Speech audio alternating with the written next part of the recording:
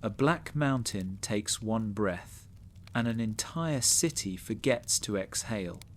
This is the entire story of Pompeii, from its quiet beginnings on the Sarno and the thundering day of Vesuvius, to the tender, lesser-told epilogue of return, when survivors and newcomers tried to live among upper floors and ash. But before we dive into it, if you enjoy calm, cinematic deep dives into ancient worlds, please like this video and subscribe so you don't miss the next gentle journey.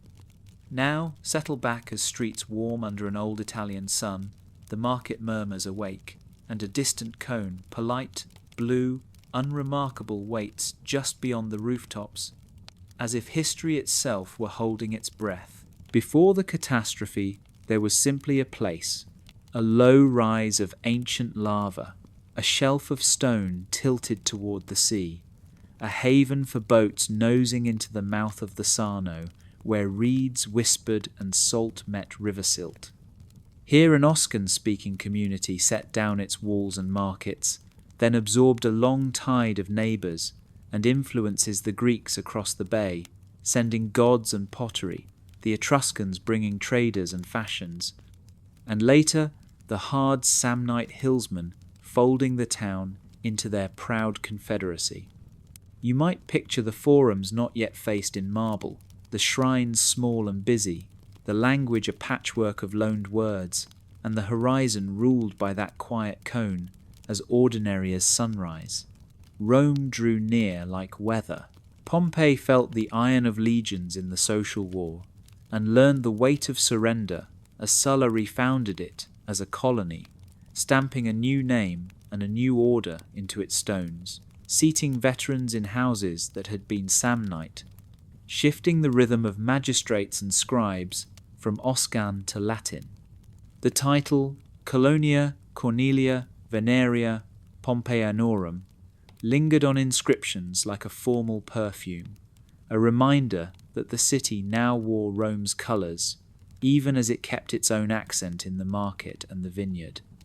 If you strolled those streets, yes you, slipping between bakeries warm with loaves and shops redolent of fish sauce, you would have seen a town quick to adapt, proud and practical, and pleased to be at the hinge of river and sea.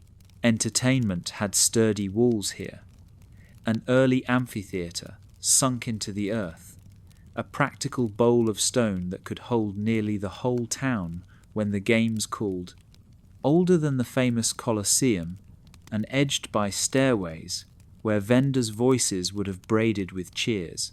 The structure was not elegant in the way Roman architects later loved, but it was efficient, clever, an engineering shrug that said, "We know how to build for crowds." The dust would rise, the sun would tilt, and the city would be itself, a machine of appetite and spectacle. In the 60s of our era, the ground remembered that it is never truly still. On a winter day, the town lurched and groaned as an earthquake shouldered through walls and colonnades, tearing at temples and houses, breaking frescoes like fallen mirrors. Afterwards, the work began, the scaffolds climbed, the mortar mixed, the facades recut, as if the city had been granted a chance to renovate its self-image. Repairs became a rhythm, aftershocks a kind of unwelcome metronome. And yet the markets opened each morning, the presses tread their grapes, and the baths steamed like always. Calm is often an act of collective will, and Pompey willed it daily. Across the bay, another Pliny read clouds and currents, studied shells and stones, while his nephew learned the habit of observation and the craft of putting fear into sentences that do not tremble. The mountain above Pompeii slept with one eye open, though no one could read its dreams. In these years of repair, a town grows even more itself, walls replastered in brighter colours, new bath complexes planned with the latest tricks of heat and light. A quiet brag that Rome's fashions had reached this Campanian stage. You might think of the city as a household that has survived a storm and now polishes each room as if the next guests are already at the door. There is a tapestry of every day that archaeologists later teased from dust. Amphorae of wine stamped with names, graffiti that campaign for candidates or tease neighbours, humble altars smoky with thanks. The amphitheatre still held its crowds, the forum hummed, and the mountain held its posture so convincingly that even the most cautious spirit would have wagered on a quiet century. If fate had stopped there, Pompeii would be a footnote, not a lullaby we return to. But afternoon light has ways of lengthening into something else, and in a late summer or perhaps autumn season, the air itself began to change its mind. The morning began as any other, and then the sky unfolded, a spectacle that even seasoned sailors must have watched with open mouths. A column of ash and stone rose upon the mountain like a pine tree, its trunk straight and its crown flattening where the air pushed back. Along the coast, the Admiral Pliny read it as a call to duty, ordering ships to make for troubled shores, while the younger Pliny measured fear against curiosity and wrote the story that would outlive marble. In Pompeii, white pumice began to fall at first, a curiosity plinking on roof tiles, then a steady burden that made men tie pillows to their heads, and women gather children by the hand, the streets piling into soft. Hours passed in a snow that was not snow. Roofs sagged, doorways jammed, the town turned to muffled sound and guesswork. Some fled along the roads, others sheltered in atriums and storerooms, listening for news in the crowded dark. As night slid over the Bay of Naples, the column wavered and began to break, its weight pouring down the slopes in surges of gas and ash, heat moving like thought, quick and invisible, turning breath to fire. Those waves kissed Herculaneum first and hardest, finding people sheltering in the boathouses by the shore, and later they reached Pompeii itself, where anyone still alive found the air ablaze. You would find very quickly that survival in such a moment depended less on courage than on feet and luck. By dawn, the city was a geography of layers. Somewhere a baker's oven still held a ghost of warmth beneath meters of pumice. Somewhere a garden's trellis lay drawn in negative, a memory etched in ash. The timing of that terrible day has been argued by scholars who sift autumnal fruits and a charcoal scrawl for clues, a casual note counting the days to November, as if appointments could be kept beneath a volcano, and so the calendar itself flickers between late August and an October darker than most.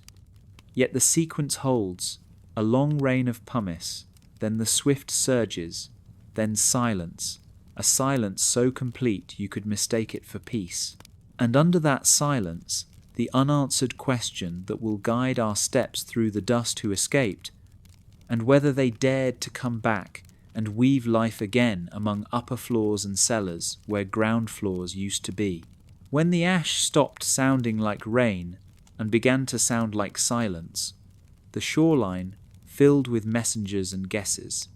From Misenum, the admiral had pushed his squadron toward the darkening coast, a practical compassion shaped like triremes, but the air had turned to poison and the night to cinders.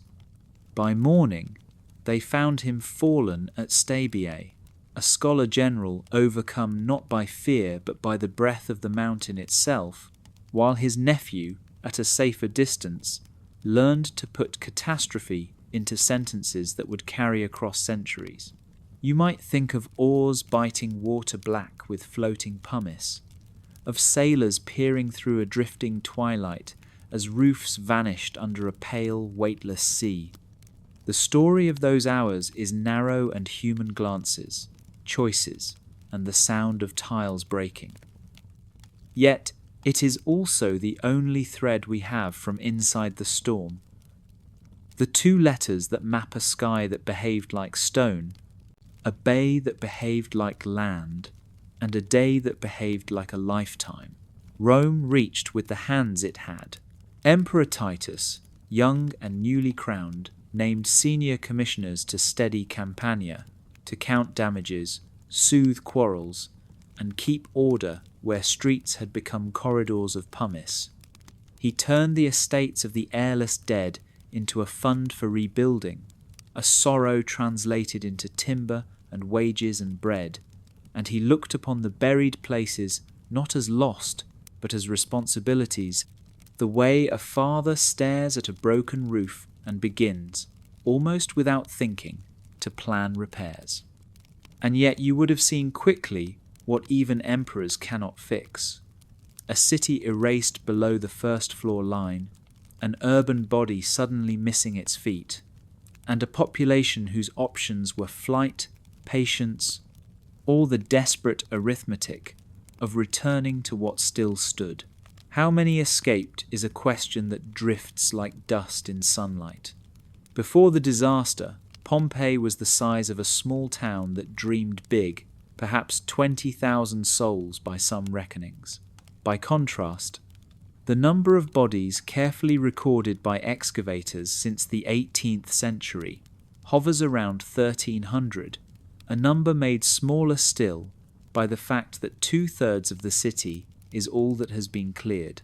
The arithmetic suggests corridors of survival families slipping out by the Nucerian gate, mule trains edging toward the Sarno plain, boats crowded with faces streaked pale by ash, and later the inscriptions of familiar Pompeian names turning up in other Campanian towns, like seeds blown across a field. Some found patronage and started over.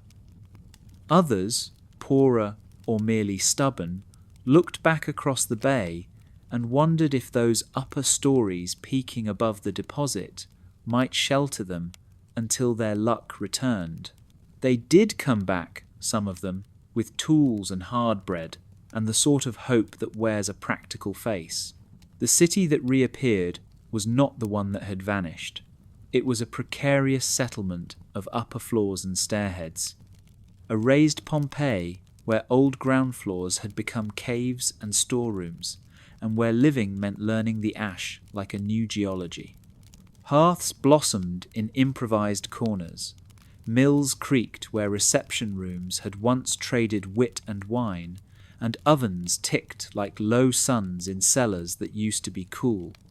The park director would later call it a favela among ruins, a camp town inside the memory of a Roman city, and you can almost feel the texture of that life. Laundry lines drawn from shattered lintels, children tracing paths along roof lines, men tapping the ash with poles to find the safest routes down to water. On the southern edge, in the Insula Meridionalis, archaeologists brushing carefully through layers meant to stabilize walls found something unexpected. Not just the Pompeii before, but the Pompeii after. Ovens built atop the catastrophe, ceramics and worked marble that speak the language of decades rather than weeks, signs that the return was not a single guilty visit to retrieve a chest, but a habit, a way of being. You might think of the city like a house after a fire, where a family camps in the only room left whole, learning to cook on a brazier, to sleep by the door, to love again the narrow comforts that survive. Here, in this block at the edge of the grid, the map enlarges to include resilience, rooms repurposed, thresholds redrawn, a plan of daily life penciled over the old ink. Others never came back, except in name.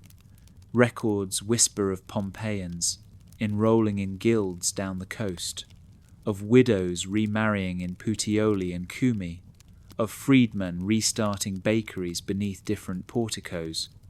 An invisible caravan of households carried their gods in small bronze, their recipes in memory, their losses in the careful silence that follows any long night. Scholars have begun to trace them fragments of names in municipal lists, dedications that echo the accents of the Sarno, so that the story of Pompeii becomes not only a tableau of final moments, but a diaspora, people rebuilding themselves with the same stubborn grit that sticks to sandals after a long walk. The ruins held one kind of truth, the survivors, scattered like starlings, held another. Life among the ruins had its own seasons. The first months were a grey hunger, when the ash was a crust that broke underfoot and the wind lifted it into every pot. Then sap began to return, grasses stitching the drifts, vines testing the edges of collapsed peristyles, and grain-finding purchase where courtyards had opened to the sky. People learned to reach water in new ways, cistern mouths cleared, jars lowered, where stairwells met, buried floors, and to hang their days on small reliabilities, a neighbour's oven that kept good heat, a passage scraped through a wall that saved 10 minutes, a ledge that caught the afternoon light just so. In this city of balconies and attics, the rooftops became streets, and the streets became rumours, and you, crossing a beam with a basket on your hip, would have placed each step as if setting down a word. There was also the earthwork of salvage and pity, a second kind of digging. Early rescue parties and later opportunists opened tunnels like veins through the drift, sometimes to pull out the living, and sometimes to lay hands on marble, bronze, and memory, their cuts still spider the sight, testimony that a buried city rarely sleeps untroubled. In places, walls bear the scrawled confession of someone who tunneled before, a tired joke to warn the next pair of shoulders. In others, whole rooms were cleared, not for love of the plan, but for the value of what the plan contained. Archaeologists, reading these interruptions, see the history of curiosity and need written over the history of catastrophe, a palimpsest of hands, some gentle, some hungry, all leaving marks in the soft volcanic book. However long the encampment lasted years, collecting into generations, perhaps all the way into the 5th century by the park's reckoning, it seems never to have regained the pulse of a Roman town. No council met beneath a newly stuccoed basilica, no grand water system sang in the pipes, only the thinner music of mills and hearths and voices carried by alleys raised one story above their names. And then, after a long breathing of centuries, another cough from the mountain, the Pliny eruption seems to have stilled even that fragile arrangement, sending the last stubborn households downslope and out across the bay, where their children learned to point at the dark cone and speak of home as a place you could only reach in stories. Somewhere beyond those years, a different kind of discovery would begin. Men with picks and lanterns and the fever of treasure, tapping ceilings and chasing corridors through a city that waited as if listening for someone to brush soot from a fresco and call it by its first colours. For a long time, the buried city was a corrugated field locals called La Civita, a swell in the land with echoes underfoot, a place where vines rooted in silence and herders watched goats nibble at broken tesserae without quite knowing why the ground rang hollow. In the late 1500s, an engineer named Domenico Fontana threaded an aqueduct toward Torre Annunziata. His tunnel cut frescoed walls and inscriptions, and then, in the pragmatic fashion of his age, kept going, the channel sealed, and the secret returned to sleep. A century later, a well at Resina pulled up marble that belonged to Herculaneum, and the Bourbon court caught the fever. King Charles, in 1738, set men to sink shafts and drive galleries, a miner's approach that followed walls like veins, hunting statues by lamplight. In 1748, the crews moved to the lighter ash of La Civita and began to unbutton a town whose name would be proven by a later inscription, Pompeii stepping out of alias, into self, still half in shadow. Early methods were eager and rough, but among those tunnels walked a Swiss engineer, Carl Weber, who insisted on measured plans and careful notes, a conscientious light in a world of trophies. And down the coast, stubby-eyes villas were opened too, terraces and painted rooms, feeling air for the first time in ages as workmen passed amphorae hand to hand up ladders into the modern sun. The 18th century made a theatre of ruin. Cabinets at Portici filled with bronzes and marbles, courtiers admired candelabra that had once kept quiet company with household altars, and travellers sketched pavements by torch. Their pencil smudges a kind of early archaeology of feeling. Yet the city that re-emerged bore the fingerprints of its extraction. Galleries bored like moles through peristyles, floors robbed before ceilings were understood, inscriptions lifted before their walls could be read. Even so, the outlines of streets and squares returned, the amphitheatre and theatres answered their names, and the Via dell'Abbondanza began to run once more, a long stone sentence whose clauses would be completed by centuries of hands. If you walked there in that first age of rediscovery, you might have heard two languages in the dust, the antique Latin of the walls, and the modern Neapolitan of the diggers, braiding into a story that was only beginning to remember itself. In the 19th century, a new temperament arrived with Giuseppe Fiorelli, who traded hunting for listening and gave the city an address book. He divided the site into regiones and insulae, numbered doorways, kept records with a clerk's pride, and most hauntingly poured liquid plaster into the voids left by vanished bodies, letting absence harden into presence so the dead could stand before us in the poses time had forced on them. Those casts, pale as moonlight, taught the world to see catastrophe as intimate. A hand curled near a face, a mother's angle toward a child, a dog twisting against its chain. They also taught archaeologists to slow down, to read layers as sentences rather than heaps, to conserve roofs before unveiling rooms, and to map not just objects but contexts, the grammar that makes a cup and a coin speak together. Meanwhile, August Mao read the walls like music and heard four movements in their painted styles, a chronology of taste from incrustation to intricate illusion, the fourth style blooming just before the mountain's last word. In such company, the ruins became a school as well as a spectacle.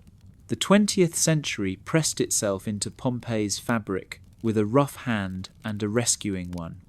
Amedeo Maiuri, director from 1924 to 1961, drove excavations along the great street fronts and into the city's earlier layers, practicing a stratigraphy that treated Pompeii as a living palimpsest rather than a frozen postcard.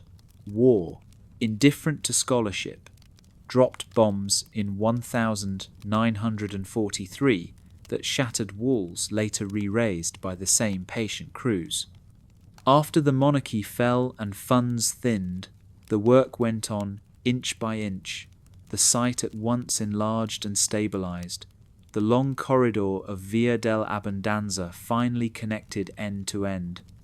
In 1997, UNESCO inscribed Pompeii, Herculaneum, and Torre Annunziata, recognizing a completeness of daily life without parallel, and in the wet autumn of 2010, the collapse of the so-called House of the Gladiators rang like an alarm, shame pressing officials to invest anew.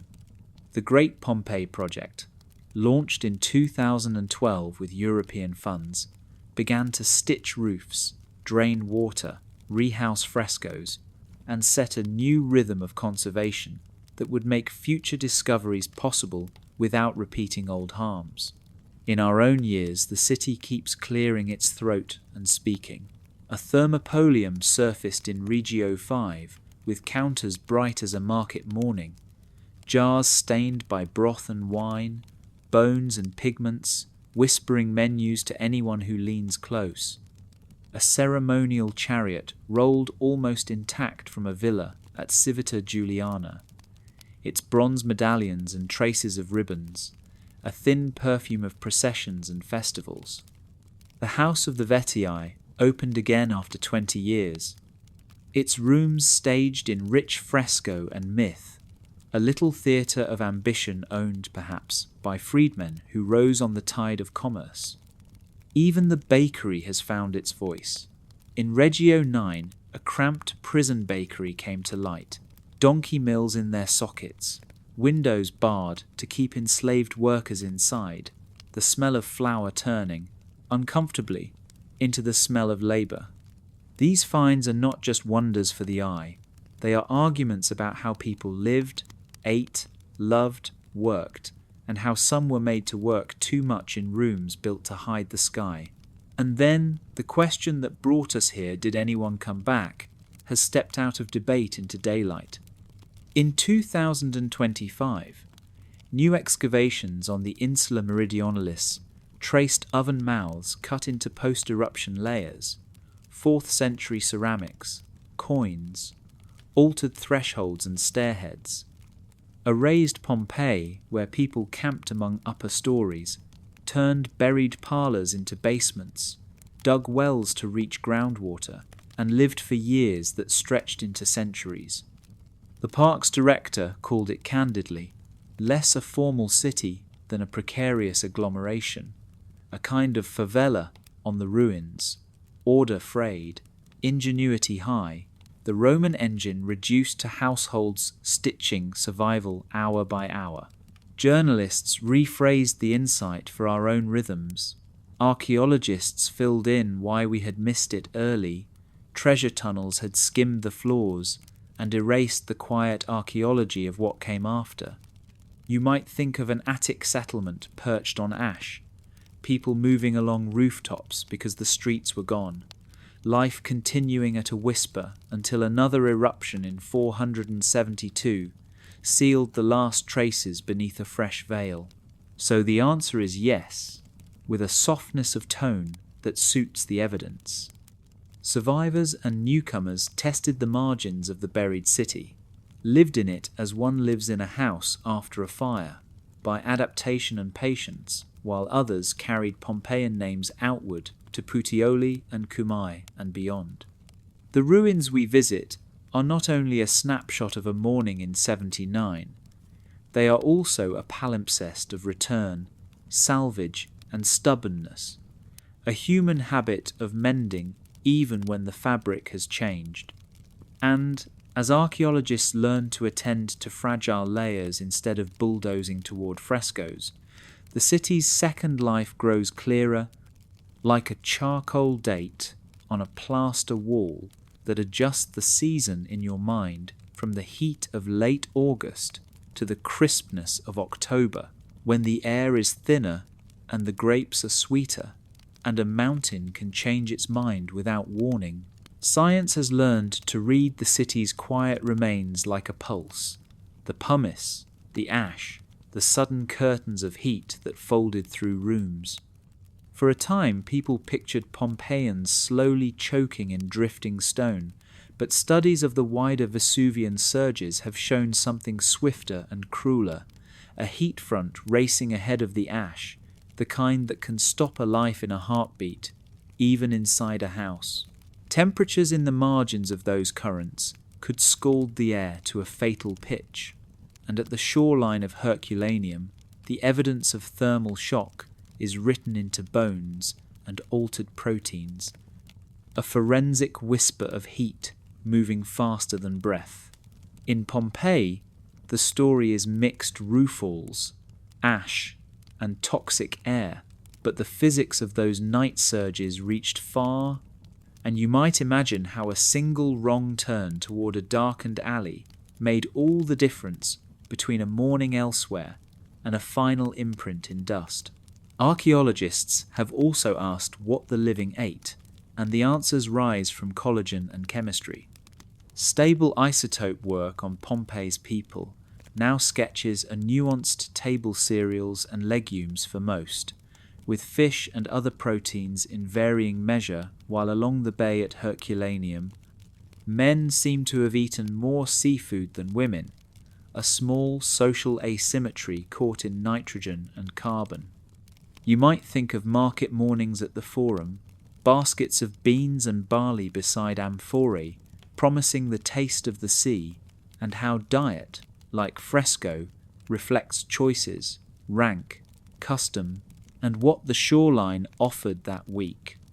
The old rumour of Romans drowning everything in fish sauce holds some truth, but the isotopes let us weigh it, replacing guesswork with a spectrum you can almost taste. And then there is bread, the city's heartbeat. In the bakery of Modestus, an oven yielded its last morning forever, 81 loaves found black and perfect cords, once tied around their middles, stamps pressed like signatures into a crust the fire preserved. Panis quadratus, they called it, scored into segments for easy sharing, a geometry of hunger and habit that passed from bench to table and from table to memory. When you picture the eruption beginning, imagine also that oven sealed with an iron door, a circle of loaves waiting for hands that never came, a story of ordinary time caught inside extraordinary ash. Water made Pompeii modern in the Roman way.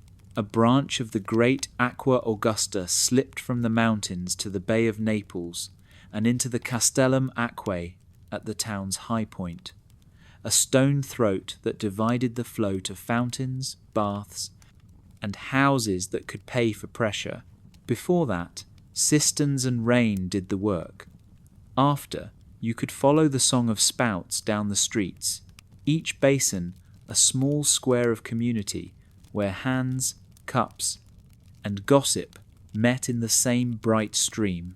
Pipes whispered beneath thresholds, towers kept the head of water steady, and the city learned to live at a Roman tempo, hot rooms, cold rooms, and steam that turned late afternoons into a ritual of ease.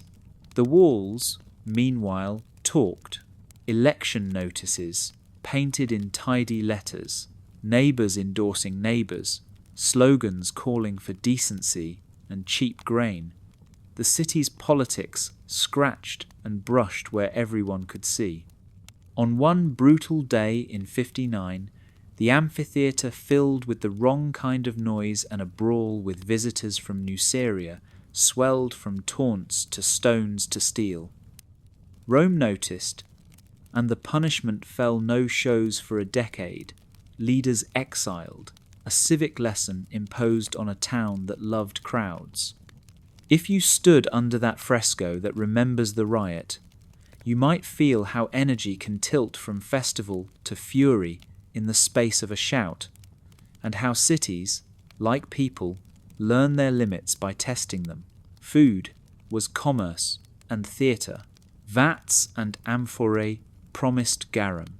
The bright, salted depth Romans folded into nearly everything, and archaeologists have read its chemistry as surely as a recipe. On street corners, the thermopolia opened their painted counters to the morning. Dolia sunk like small wells of stew and wine, animal bones and pigments still hinting at menus scrawled in the air. You could eat standing up beneath images of mallards and sea creatures, and then step back into a lane where ovens, mills, presses, and dye shops tugged aromas into a braid. The city, a pantry turned inside out. Vesuvius still broods over this coast, and people have learned to watch it with instruments as well as prayers. The Vesuvius Observatory, founded in 1841, stands as the oldest of its kind, a long attention that now folds into Italy's civil protection plans with their maps of red and yellow zones. their rehearsed routes and twin towns, ready to receive a sudden diaspora. Knowing a mountain's moods is a public art here, measured in gas, tremor, tilt, and the quiet discipline of drills that hope never to be used. Even as the ruins have turned into classrooms, the ground keeps giving us footnotes and, sometimes, corrections. In 2025, excavations on the Insula Meridionalis brought the post-eruption city into sharper view. Ovens cut into ash, late coins, and ceramics, altered stairheads and thresholds, evidence of people living among upper floors, while buried rooms became basements, and the site director, with a candour that matches the finds, called it what it was, a slum-like camp perched on catastrophe. Newsrooms translated the story for our day. Archaeologists explained why we had missed it, how early tunnels skimmed past the fragile layers of that second life.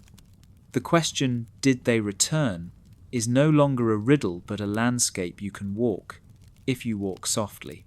As for the mountain's more recent history, its last eruption came in 1944, a war-season display of lava fountains and ash that ended a long cycle. Since then, the crater has breathed low and slow, a quiet that never quite feels like sleep to those who know the maps. Campania lives under that sky with an intimacy that makes sense only on this coast.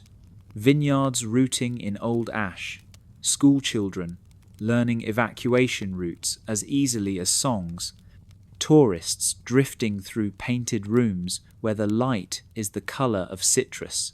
If you angled your head just right at sunset, you might catch the outline of roofs against the cone and imagine the soft clatter of amphitheatre somewhere below, the city and the volcano sharing a breath, the day closing over stones that remember more than any of us will. To understand the heartbeat of Pompeii, you step, softly, across thresholds that still remember feet.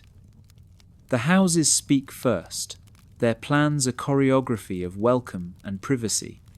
An atrium opens like a quiet lung, rain collecting in the marble-edged impluvium, where a rectangle of sky drifts all afternoon, and beyond it the peristyle breathes green around a central garden, columns striped with red or yellow, pools that once held fish the colour of coins. In the House of the Faun, a mosaic unfurls a battle of kings, as if the floor itself could hold history steady. Alexander, leaning into destiny in tesserae no larger than fingernails, while nearby, a mask with ivy curls smiles from another panel as if the house has backstage access to myth.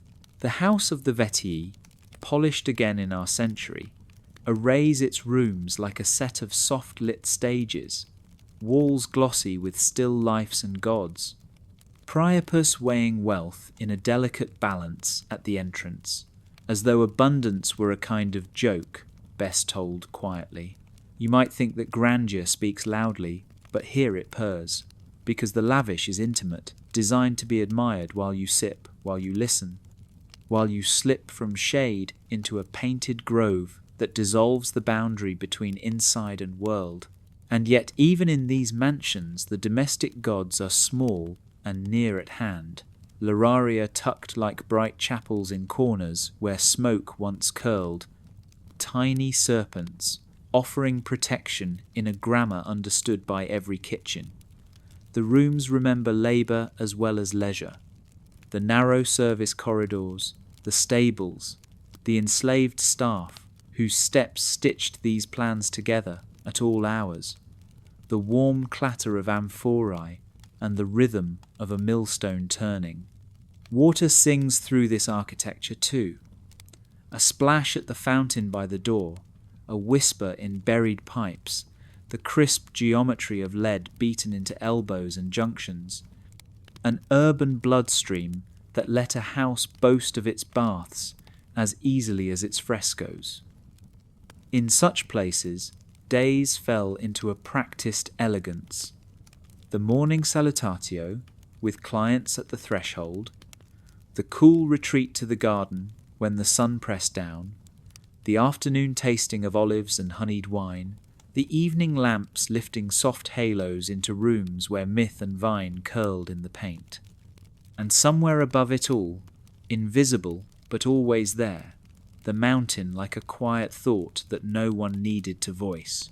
Religion in Pompeii lived at many scales at once, a cloud of devotion that settled on altars public and private.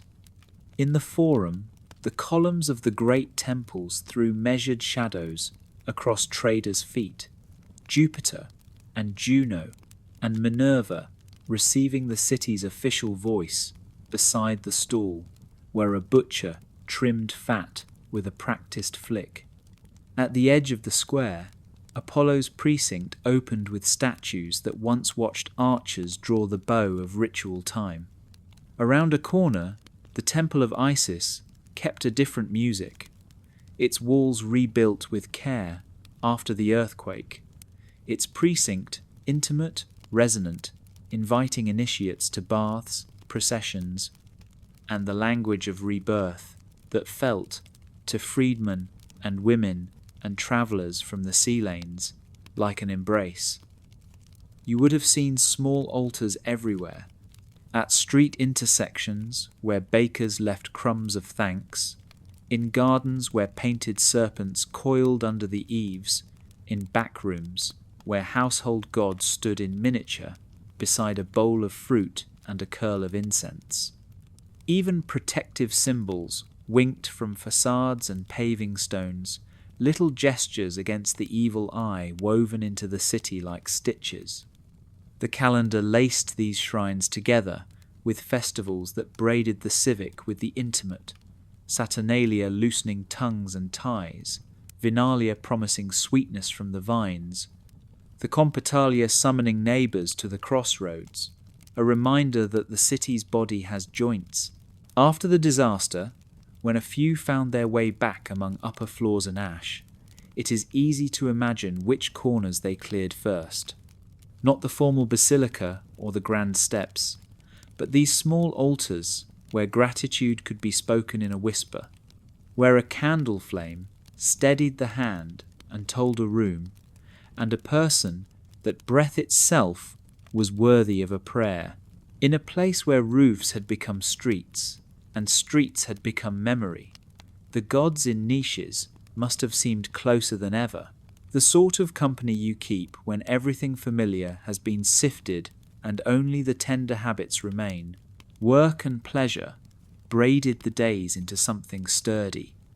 At dawn, the fuller's workshops woke with a hiss and a slap.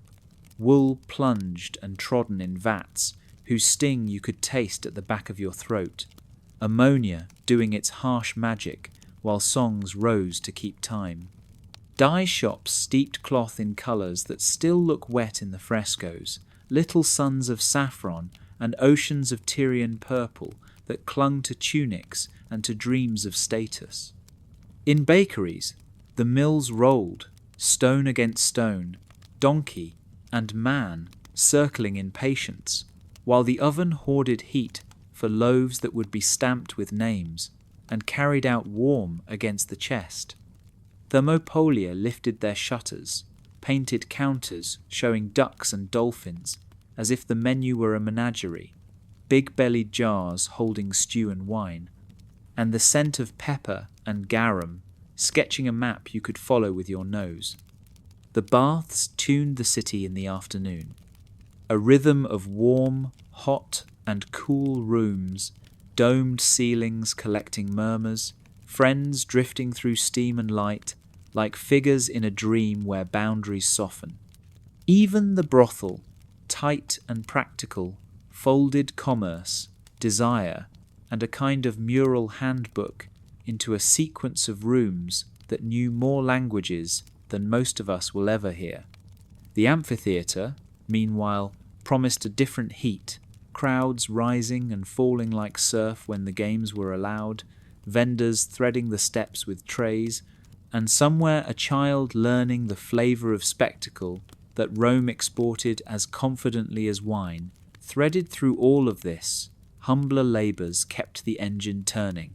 Coopers truing staves, scribes grinding ink, fishmongers setting out the morning's glinting catch on beds of crushed ice, hauled from caves, muleteers shaking dust from their packs at the gate. And behind counters and under lintels were people whose names the city has lost, enslaved and free, native and foreign, some saving coins in a small jar, some just saving strength for evening. When the sky began to pink and the mountain took on its pearly dusk, doors breathed their last cool into the lanes and lamps reached for wicks, and if you listened, you could hear, not far away, the practice of a household orchestra. Ladles against pots, the squeak of a pulley drawing water, laughter climbing a stair that opened onto a roof where the night would spill out its first stars, and the city would gather itself for sleep, as it once did beneath a sky that could change its mind without warning. Streets wrote the city's tempo in stone. Long ribbons of basalt, laid like dark water, rimmed by sidewalks that lifted feet out of the splash and gave gossip somewhere to lean. Wheel ruts braided through the paving, shallow at first, and then deep where carts had worried the same lines for years, a memory of traffic pressed into rock as surely as a seal into wax. Stepping stones punctuated crossings, so you could pass dry-shod when rains turned lanes into channels, their gaps spaced for the Roman axle, the way notes are spaced for a familiar tune.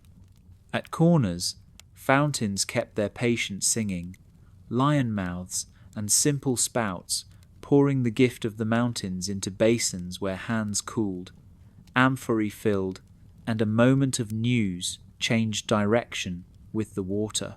Above, the Castellum Aquae divided the flow like a careful host, sending pressure down streets where you could follow the sound of it the way seabirds follow a fishing boat. You might think the city a machine, and you would not be wrong.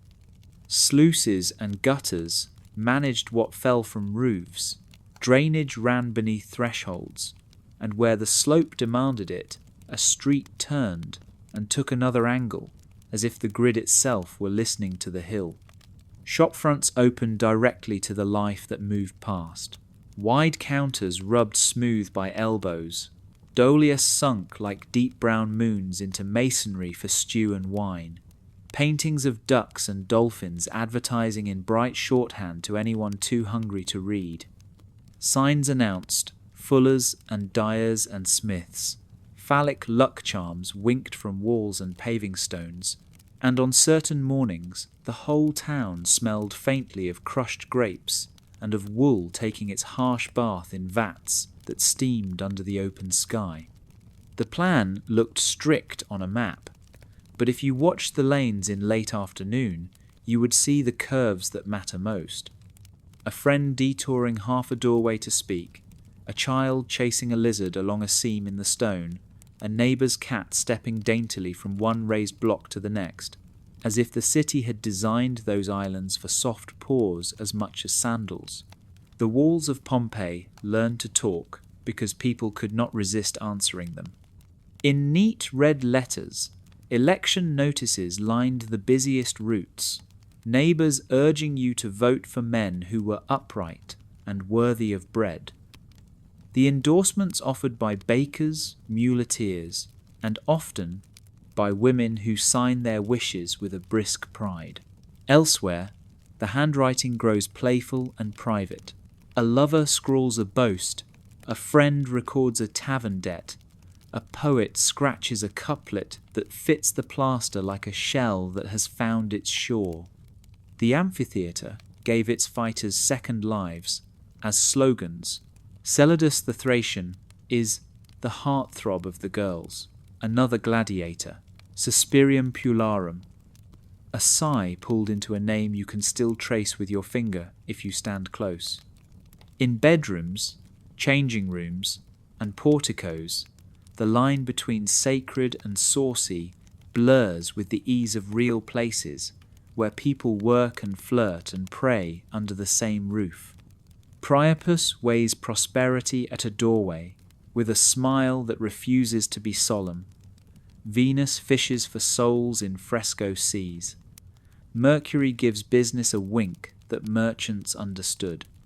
There are menus in paint and prices in chalk, sketches of ships and animals that look like they were drawn with a single happy breath. And there is even criticism of bad singing, as if the wall itself had endured one performance too many. You would find very quickly that literacy here was not just an elite sport. It was a habit, a shared game, nouns and jokes traded on plaster between citizens, freedmen, slaves, travellers, and children who borrowed a stylus and tried their names on for size. The city kept a diary without knowing it, 1,000 small entries that make the days feel close enough to touch. The way a friend's handwriting folds distance into something you can put in your pocket. People moved through this fabric with names that tell their stories, if you listen. The tria nomina of citizens pulsing with ancestry, the single names of slaves that sometimes hide homes loved far away, the careful pairing of a freedman who carries his former master's nomen like a scar that has become a signature. Eumarchia, a priestess of Venus and a woman of wealth, built a grand hall on the Forum for the Fullers' Guild and dedicated it in language whose poise still shines. A reminder that women here could stitch themselves into public life with stone as well as with influence. Julia Felix, entrepreneur of charm and foresight, turned part of her riverside estate into rentable apartments and baths after the earthquake, a portfolio written in stucco and rent terms instead of ledgers. Umbricius Scaurus stamped his fish sauce with his own name and a small boast premium garum, travelling in amphorae that found tables far beyond the city's gates, proof that the taste of Pompeii could swim up coast faster than rumour. The Vettii, likely brothers and freedmen, filled their house with frescoes that told guests exactly how far ambition, trade, and calculation could carry a man who started without a lineage. Slavery threaded through all of this. The unfree, the managers, the children born into a household they did not choose, and the moment, sometimes when law and fortune tilted and a person stood in the Forum newly made, a freedwoman or freedman with a new haircut and an old set of skills ready to earn coin on their own. Collegia gathered crafts and friendships into fraternities. The patron-client handshake stitched mornings into a social web, and aboard this web ordinary kindness moved too. A neighbour holding a ladder, a baker setting aside a loaf for a widow, a shopkeeper forgiving a small debt, as if generosity were a spice to be measured by instinct rather than weight. If you wandered the streets at dusk, you might catch a little of each class in a single glance. A senator's ring at a threshold, a freedman's proud swagger, a servant balancing a tray, and understand that the city's orchestra only reached its richness because every instrument, from the polished to the plain, kept time with the same turning day. Beyond the walls, the land carried the city like a bowl carries fruit. Orchards laid their patient geometry across the Sarno plain, vines trained to living trellises of elm and poplar, wheat rippling where the soil grew thin, and along the lanes villas breathed two tempos at once, one of polish and patronage, the other of threshing floors and presses.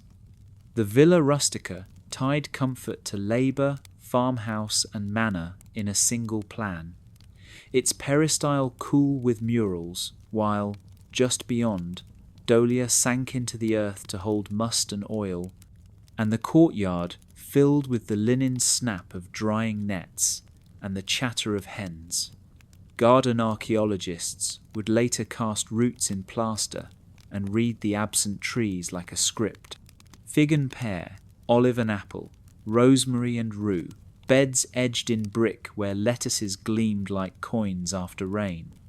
You might think of a cook stepping out with a knife to harvest minutes before the meal, of a child picking pomegranate arils into a bowl glazed the colour of dusk, of a vintner turning his palm under the skins to test their bloom. Wine was a promise this soil kept willingly. Stamps on amphorae named families who sent Pompeii's flavour down the coast to Puteoli and Ostia, and the countryside in late summer smelled of crushed grape and sun-warmed straw, the presses creaking like old wooden voices as the must ran dark in the evening. In the kitchen gardens of town, the same seasons stitched themselves to habit. Espaliered vines threw small squares of shade onto impluvia. Beds of onions and herbs trimmed the edges of painted colonnades. And in the quiet hour before noon, a slave, watered with a jar and a rhythm, learned from someone who had learned it from someone else. Bees worked the borders, their honey thickening in clay pots that kept the cool, and from the hills came cheeses wrapped in leaves, their milky tang a companion to olives that had traded bitterness for silk in the brine. Even the ash would become soil again in time, light and volcanic, a generosity the mountain never meant but could not help, so that centuries later the vines returned with a confidence that feels like memory rather than agriculture. And somewhere in those fields, if you let your eyes soften, you can see the thin line of the road leading back to the gate, a path threaded by carts and laughter, and the harmless complaints of men who have carried sacks too long and are still happy to carry one more. Water made Pompeii a hinge.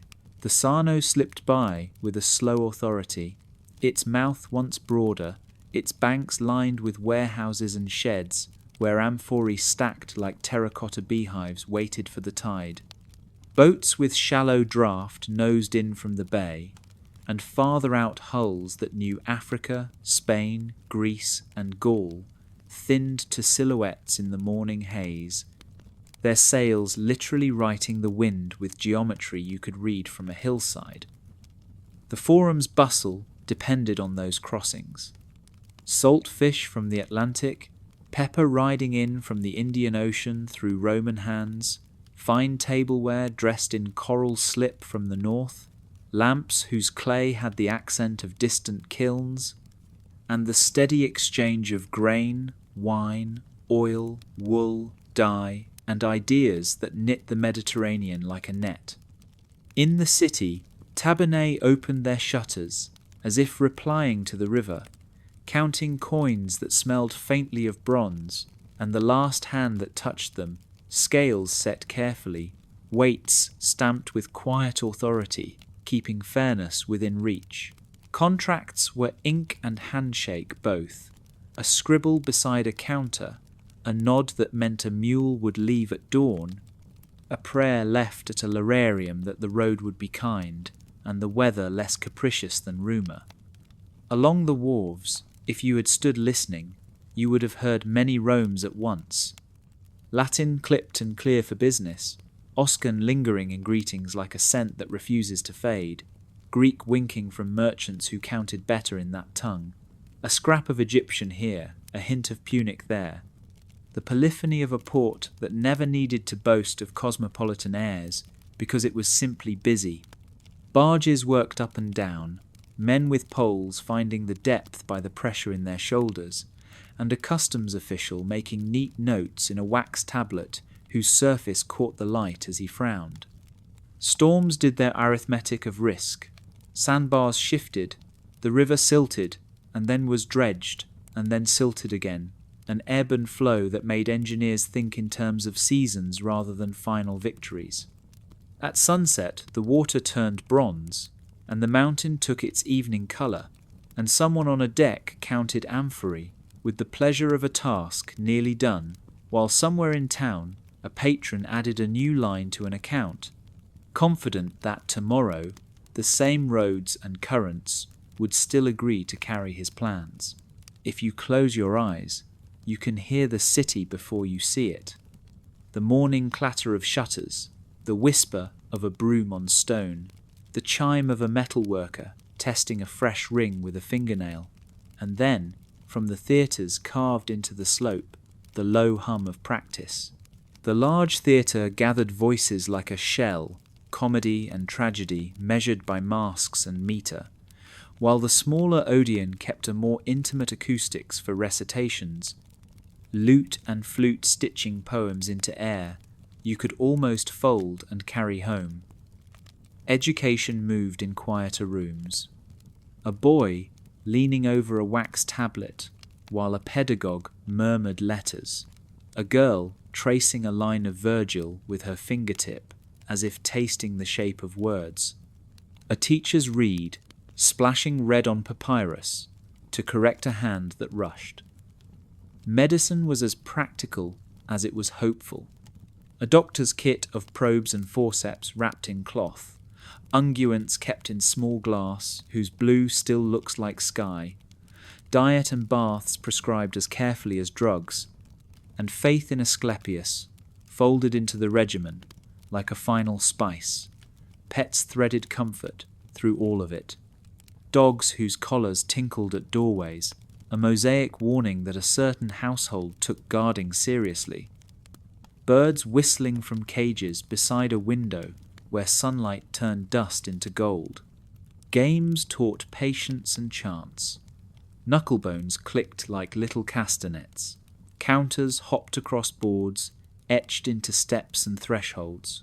Dice made the same cheerful lies they make now, promising luck to anyone who shook them with conviction. Festivals changed the key of the streets.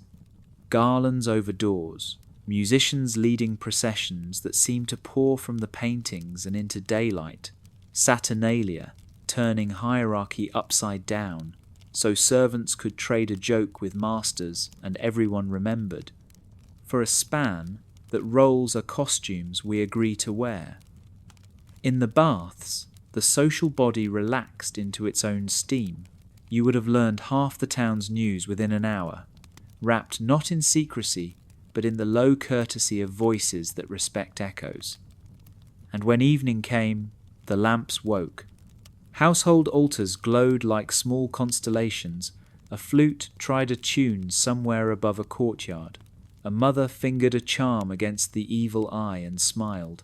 And beyond the last houses the countryside settled, frogs stitching the ditches with sound, while the sea kept its slow, endless counting. If you climbed to a roof and looked toward the mountain, you might have felt the whole arrangement as a single breath. A city inhaling and exhaling its day, oblivious, for now, to the ancient thought rising behind it, like a dark, patient wave.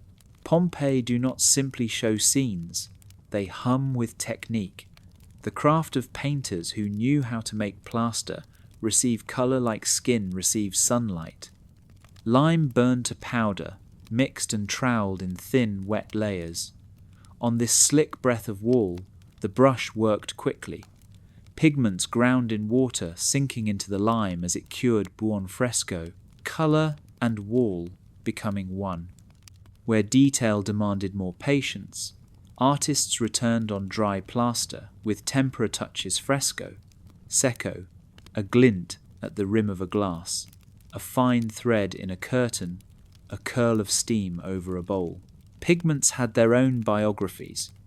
Iron earths for ochres, soot for black, malachites green, cinnabars red that could glow like a pomegranate's heart, and the famous artificial miracle of Egyptian blue, copper and silica fused in antiquity, ground to a soft sky that still refuses to fade. The styles that scholars named are not rules so much as moods. The city wore broad panels of colour, with simple architecture in the earliest fashion, then painted porticos that opened faux vistas where the eye could wander, then a love of stage-set fantasies columns and pediments impossible and delightful. And finally, a busy, Baroque confidence, small pictures nested in larger fields like songs within songs. Still life's turned fruit into performances, figs sweating a sugar shine, peaches with down you can almost stroke, silver cups catching a crisp white highlight as if a window lay just out of frame. In Leraria, the household gods shared space with painted serpents coiling toward offerings, protection rendered in miniature, intimate and kindly. Mosaics underfoot composited pebbled colour into myth and theatre dogs, warning cave canem, fish gleaming in tesserae that remembered the wet, theatrical battles laid out tile by tile, as if the floor were a book. Workshops left signatures the way voices do. You can learn to hear a certain red, a favourite border, a way of painting vine tendrils that belongs to one crew more than another. The city, a gallery where teams of craftsmen worked room to room with a speed that feels like music. And if you leaned close enough, you would catch the playful decisions, tiny graffiti scratched by the plasterer as a joke. A dripped line smoothed with a fingertip, a bird added where a crack needed disguise, acts of care that kept beauty and building in the same breath. The bodies that did not flee taught us to see with a chastened tenderness. When excavators found hollows in the compacted ash shaped like people, Giuseppe Fiorelli resolved to let absence speak. Liquid plaster poured carefully into those voids, took the shape of final postures. A mother's turn toward her child, a man curled as if sleep could still claim him, a dog arched against its chain in an agony any pet owner feels across centuries. Later, resin revealed bones and jewellery within those forms. CT scans sketched age, health, and sometimes the last small objects clenched in a hand, coins, a ring, a key meant to open a door that no longer existed. Not every story is simple. Some died from falling roofs and ash-choked lungs, some from heat as swift as thought, but each cast restored individuality to a catastrophe, often imagined in crowds, and you might think, looking into those features, how the ordinary habit of a morning can extend a hand into your own. Conservation is a slow conversation with ruin. Pompeii's walls are handsome and fragile, salt and rain and sun conspiring with time to blanch, flake and pry. Roofs must be coaxed back into service so water can be told where to go, gutters relearn their roots, and frescoes be shaded like skin after illness. There were years when neglect spoke louder than care, when a wall fell and the world winced. Then came renewed attention, plans mapped stone by stone, doors rehung to shift tourist tides, pigments rested behind soft glass, weeds pulled with a botanist's patience rather than a vandal's haste. Archaeology now favours surgical exposure and careful reburial, digital models catching a room in its best light before rain sets its own agenda. Even the most dazzling discoveries arrive with a conservator's whisper. You can keep this only if you learn to hold it gently. So the city endures as a collaboration between the living and the long gone. A pact that trades spectacle for stewardship, asks you to walk lighter, speak softer, and let your breath become part of the small climate that keeps a painted vine green. And always we return to the people who returned. In the months after the ash settled, when roofs drew strange horizons and windows opened into pumice, some came back along the old roads with shovels and baskets, following memory more than map. They found upper stories workable, stairheads that still met the air, and cut ovens into the new ground where parlours had been, raising their lives one level as if the city had grown stilts. Coins dropped in those later rooms, glinted with emperors far younger than 79, shards of utilitarian pottery stacked their quiet argument for continuity, thresholds rescribed the traffic, and wells sank through ash to meet the old water where it waited like patience. It was not a restoration, no magistrates in their curule seats or full pipes singing from the castellum, but a camp town of resilience, a compromise you make with luck, sleep where the roof holds, cook where the smoke can escape, keep tools near the door, and call this home because the word matters.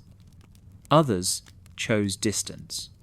Names that had sounded Pompeian turned up down the bay, on shop signs, on tomb fronts that borrow the old accent for new ground, people who carried recipes, jokes, and grudges into other streets, and taught their children to point at the mountain and say a place they would never see.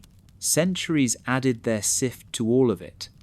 Christian prayers threading through old stones, farmers guiding vines over buried walls, a 4th century child, perhaps chasing a dog along a roofline, with no idea that a basilica once stood below, and then another eruption in the 5th century folded even this second life into silence. But the evidence remains like embers that refuse to go out, ovens perched on ash, coins whispering dates that belong to a later calendar, stairways leading down into rooms that used to be ground floors, a raised settlement balancing on memory.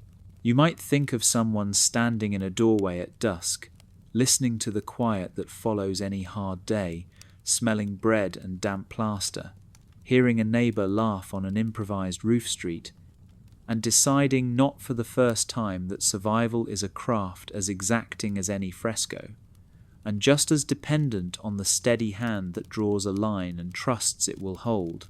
After the mountain closed its hand, the empire opened its ledger. Relief moved in the shapes Rome understood best: commissions, lists, stipends, the solemn arithmetic of who owed what and who had nothing left to owe with. Titus sent officials who counted not just broken roofs, but broken kinship lines, the estates of those without heirs folding into a public purse that could buy timber, pay masons, and keep bread moving along the roads. Decrees rippled outward like the wave a stone makes in a basin, forgiving taxes here, postponing levies there, reminding towns that catastrophe was a civic matter, not only a personal sorrow. In that world paper wax really was kindness translated into policy, and the quiet confidence of seals pressed into cords steadied hands that needed steadiness. In Pompeii, the ledger became a map. The plots were noted, names underlined, debts crossed through with a gesture that made a difference in kitchens where anxiety had eaten more than its share. And then came the practical ethics of salvage. Marble that could be lifted was lifted. Bronze that could be unbolted was unbolted. Storerooms reopened by tunnels that felt their way along walls by touch and memory. Some cutters paid by cities to recover what could be reused. Others paid only by appetite and the luck of their lamp. You might think the law slept under ash, but it did not. Even in this greyed world, contracts were renegotiated, guardians appointed for children who now had only neighbours, and new households sketched themselves into existence wherever an upstairs room and a patch of sky agreed to shelter them. What had been a proud municipal engine council house, magistrates' seats, a calendar of public rights, thinned into family law and neighbourhood promises, vows made over thresholds that now opened into dust. In the diaspora down the coast, the same ink cured as lives did. Petitions for citizenship in new towns, entries in guild rolls, wills that gifted a comb or a bench to someone who had once shared a wall, the paperwork of grief grown into the paperwork of ordinary days. And over all of it floated the emperor's strange tenderness, an administrative embrace that told Campania, in the only language an empire has, that it had not been forgotten, that the great machine of order could make space, for a while, for the softness life suddenly required. Beyond the gate, the Villa of the Mysteries lies with its breath held, a long exhale of rooms and terraces whose most famous chamber glows like a secret told slowly. Along its walls, a procession unrolls in red, so deep it feels warm to the eye, figures almost life-size, stepping out of pigment and plaster, women draped and undraped, a winged figure brandishing a rod, a boy reading from a scroll, a young initiate cradled against a lap, as if comfort were a right too. Scholars have heard many musics in this painted choreography. Dionysian initiation, marriage, myth, staged as moral education, and there is room in those reds for more than one truth, because ritual often speaks in the language of ambiguity. The painter knew how to make bodies breathe inside pigment, a foot set just so on a step, a knee caught halfway between doubt and commitment, a face turned toward a symbol's flash that you, too, can almost hear. Elsewhere in the villa, agriculture and leisure hold hands, presses for wine, dolia sunk into floors like terracotta wells, long vistas designed to pull the sea inside, the economy of grapes, flirting with the philosophy of pleasure, until both seem like ways of answering the same question, how to live well within a season's limits.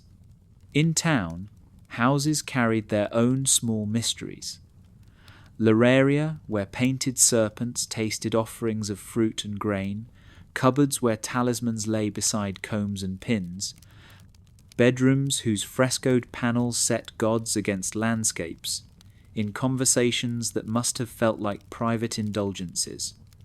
You might think of a matron paused in a doorway, fingers scented with oil, eyes glancing from a painted Bacchus to the garden, where afternoon light dappled a basin, religion and decor and mood braided so seamlessly that to separate them would be to misunderstand them. Even workshops wore a gloss of the sacred. Priapus, grinning above a storeroom, Mercury blessing trade with his easy staff, Fortuna perched beside a counter like a reminder to respect the tide's flip. And in every careful border, every tucked-away medallion, you see the same impulse at work, to make rooms not simply useful, but meaningful, to scratch a little door in the wall through which luck and story might enter whenever someone looked long enough. Time in Pompeii had its own weather. Shadows slid from column to column in the forum. The 10th hour, bringing a certain slackening of shoulders toward baths and benches. The calends and IDs pinning business to ritual, so contracts and sacrifices could share a morning. Sundials kept their slanting counsel, and water clocks whispered the night's measure. But habit was the truer metronome bred, cooling on racks by first light, mills turning by the second hour, schools calling out letters like a flock of birds at noon, seasons tuned appetites, winter's stews and smoky lamplight, spring's artichokes and new wine, summer's siestas, drawn as long as shadows, autumn's crush when grape scent climbed the lanes, and even the most disciplined hand slipped a taste from the press. You would have walked inside a calendar that touched everything lightly, clothes thinner, then thicker, then thinner again, prayers shifting with winds, markets thudding heavier with figs or with olives as the year rolled. After the eruption, time changed its shoes. For those who came back, days were counted by the basket, the cleared stare, the rumour of rain, and what it might collapse. The month when a coin of a later emperor turned up in dust and made someone smile at the proof that life elsewhere was continuing and could, perhaps, be persuaded to continue here too. In the diaspora, time was counted by memory, how long before a child stopped waking at night, when thunder sounded like stone, how many harvests, until a woman no longer traced her old address on a table with a fingertip she pretended was idle.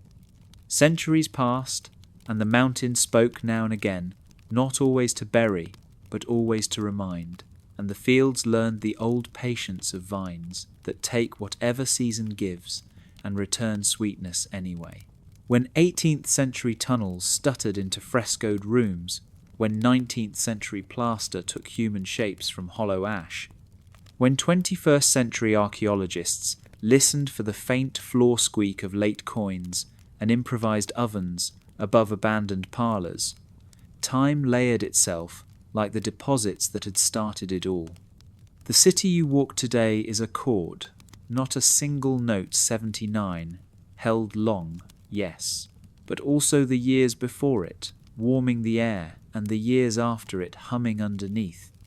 And the question that drew us, did survivors return, finds its answer not in one dramatic scene, but in this music, in the persistence of footsteps where the map had gone missing, in the steady courage of people who chose, in the full knowledge of risk, to climb a staircase that still knew the sun and to call the room at the top.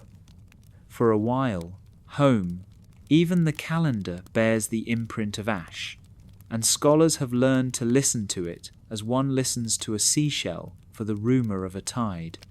For centuries the date hovered near late summer, as a certain tradition insisted, but the city's own whispers nudged the season forward. A charcoal note left in a half-renovated dwelling counting toward November, braziers arranged as if evenings had begun to bite.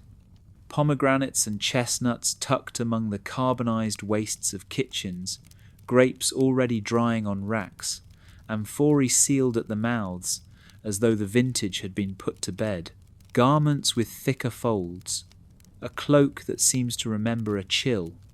You might imagine the air stiffer, the light sharpened the way it does in autumn when the shadows harden a little earlier and the birds in the vineyards talk among themselves about leaving. The argument is not a quarrel so much as a set of tilt shifts in the evidence, a collage of dates and textures that lets the city teach us, gently, the difference between a calendar etched in ink and a calendar etched in life, and within that revised season, the day regains its ache. The morning still bright enough for errands, the noon first curious and then worried, the afternoon a grey geometry of pumice and smoke, the night a blind hallway where choices were made by touch. Those who turned downslope toward the river, who carried a child under a cloak, who remembered the way to a relative in New Syria, those who knew a fisherman and a skiff, those who were lucky and those who were something better than lucky, because they were warned by the texture of wind on their faces and believed what their skin told them.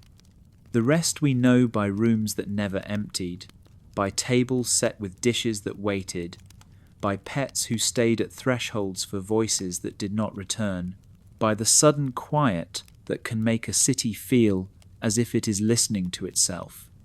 Even the argument about the month becomes, in this light, another story about people, about the minute-to-minute intimacy of survival, about someone glancing up in the late afternoon and deciding to go now, not later, tightening a sandal, taking a last look down a familiar street that would never again be quite the same kind of familiar. The rediscovered city lives in two places at once.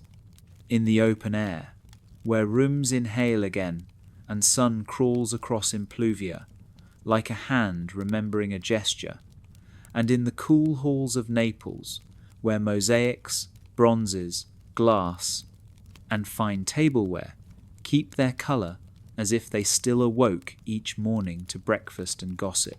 In one place, you stand where a bed once creaked and hear swallows under eaves that did not exist when the house was new.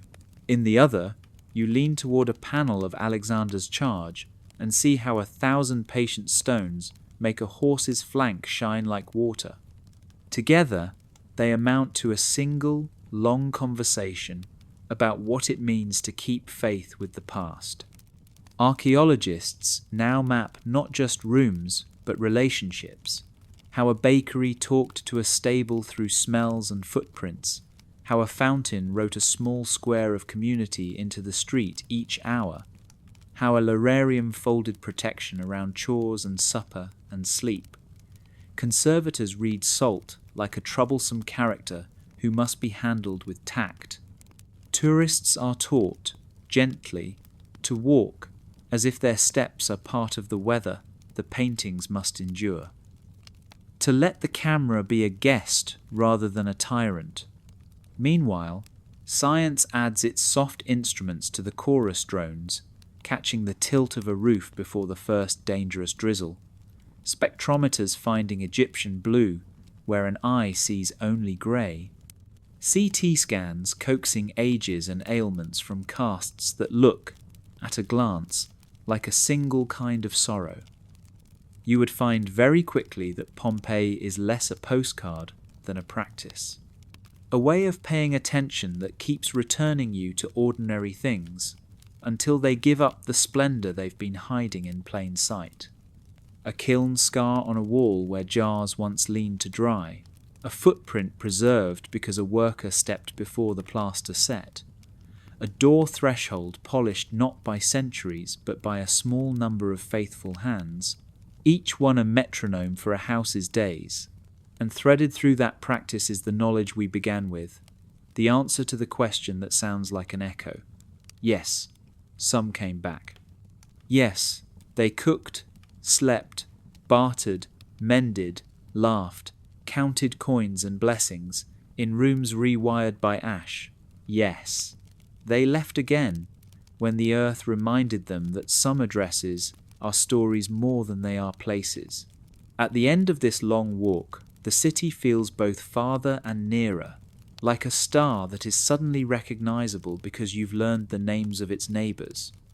You can stand at a gate where carts once angled their loads and almost hear a mule shake its harness. You can lean over a basin and see the sky held in a rectangle of water that remembers hands. You can touch a column and feel cold, a kind of chastity that stone keeps, even in summer. And beyond all of it, the mountain waits, not menacing so much as immense, a fact as blunt as gravity, dressed in the silhouette of a sleeping animal. The people who fled left lines behind that others followed back, pathways through orchards to other towns, habits that transplanted well, small gods that accepted the new shelf as easily as the old.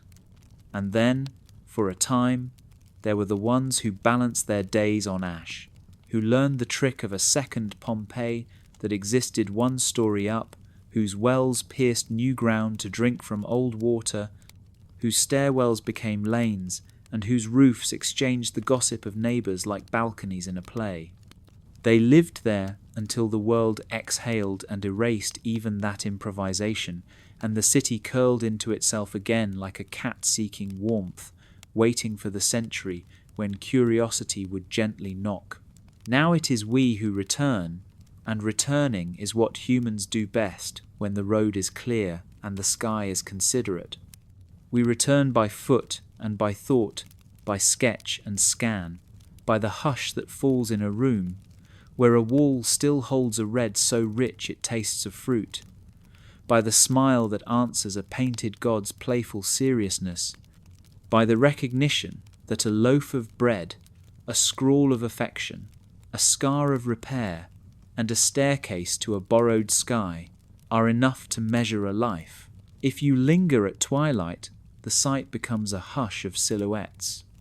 Columns dimming to violet, a tree stitching itself into the first star, the mountain, a curve against a deepening sea of air, and somewhere, at the edge of hearing, the very softest sound, like ash settling on ash, which may only be your own breath slowing as the day folds itself neatly and a light comes on in a house that is not there, and yet somehow still is.